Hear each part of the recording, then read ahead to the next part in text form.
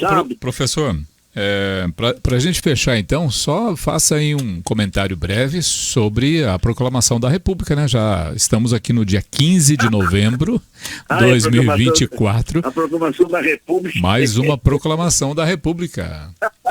Viva! Olha, nem dá para falar nas ciências humanas em proclamação da República, né? A proclamação da República já estava tudo programado, né? O próprio Dom Pedro II já estava até também querendo, que já estava cheio, estava com o saco cheio já de tanta confusão política que estava acontecendo aí no Segundo Império, né? Alguns historiadores, né? Alguns especialistas criticam a libertação dos escravos, né? Pela princesa Isabel, que foi um golpe nos escravocratas, tá? Mas não é bem isso, não. É a política que já estava aliás, o império que estava deteriorado. Estava insustentável, né, professor? Não, o império não tinha condições de continuar. No Brasil, não. Não é como na Inglaterra. A Inglaterra é diferente.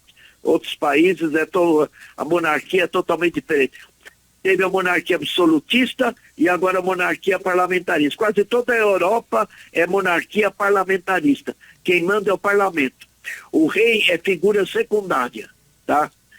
No caso do Brasil, não. No caso do Brasil já estava deteriorado o império. Dom Pedro I arrasou com o império também, o governo dele. E o pai já começou na corrupção, né? O Dom Pedro II. Ele começou a governar com 15 anos de idade. Dom Pedro II, 15 anos. Tinha José Bonifácio, né? Ministros que auxiliavam. Mas com 15 anos de idade, foi aprovada a lei, na época, elevando a idade dele de 15 para 18 anos, para poder ser proclamado imperador do Brasil, com o título de Dom Pedro II. Então a corrupção já começa aí, tá? A elevação da idade de Dom Pedro II de 15 para 18 anos, tá? Uma verdadeira pedalada, né, professor? Isso que foi pedalada, né? Teve uma época de bom governo, mas teve muito problema, sabe? Inclusive teve problema com a igreja também, certo?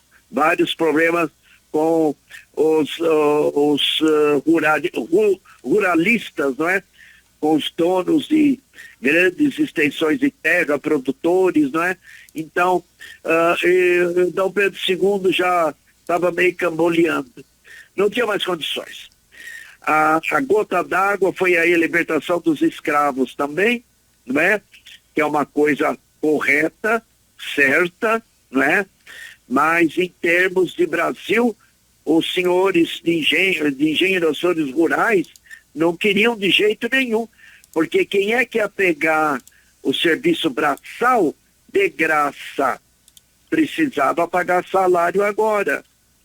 E uma coisa que no Brasil foi feita errado, diferente dos Estados Unidos. Os negros sempre foram considerados em segundo plano. Ninguém se preocupou de colocar o negro na escola. Então o negro ficou em serviços básicos, certo? Continuando escravo normalmente. Entrou pela República fora como não cidadão. Depois que foi elevado a cidadão brasileiro. Esse é o erro que o Brasil teve, que nós tivemos, tá? E menosprezou o indígena, já desde a colônia, do Primeiro Império, e depois o negro. Quando foi proclamada a libertação pela princesa Isabel, ela esqueceu de colocar um artigo. A partir de 13 de maio de 1888, os negros se tornam livres e os seus patrões, as suas famílias, devem se matricular imediatamente na escola para se alfabetizar. Se tivesse feito isso, hoje nós seríamos uma comunidade negra forte, riquíssima, uma comunidade negra cheia de banqueiros, de industriais, de grandes comerciantes, porque nos Estados Unidos foi assim. Nos Estados Unidos, mesmo antes da libertação da escravidão negra nos Estados Unidos, Os negros já eram alfabetizados pelas famílias negras também. Por quê? Porque lá era de maioria religião protestante e todo mundo tem que ler a Bíblia. Então a alfabetização era em massa entre os negros norte-americanos. Por isso que nós temos negros riquíssimos nos Estados Unidos. Foram alfabetizados, por quê? Por causa da religião. Até que a religião lá foi importante nesse sentido. Porque você tem que ler a Bíblia. Para ler a Bíblia você tem que ser alfabetizado. A Bíblia lá é escrita em inglês, então já era alfabetizado em casa e nas escolas também. Apesar de ter o racismo, né? O racismo e o preconceito nos Estados Unidos é impressionante. Mas a alfabetização era obrigatória. As famílias negras também se interessavam pela alfabetização dos seus filhos, porque a maioria era protestante. E tem que ler a Bíblia, entender a Bíblia e ler a Bíblia. Você vai ler se você é alfabetizado. Se você não é alfabetizado, você não vai ler Bíblia nenhuma. No Brasil, não. No Brasil, o negro foi tratado como coisa.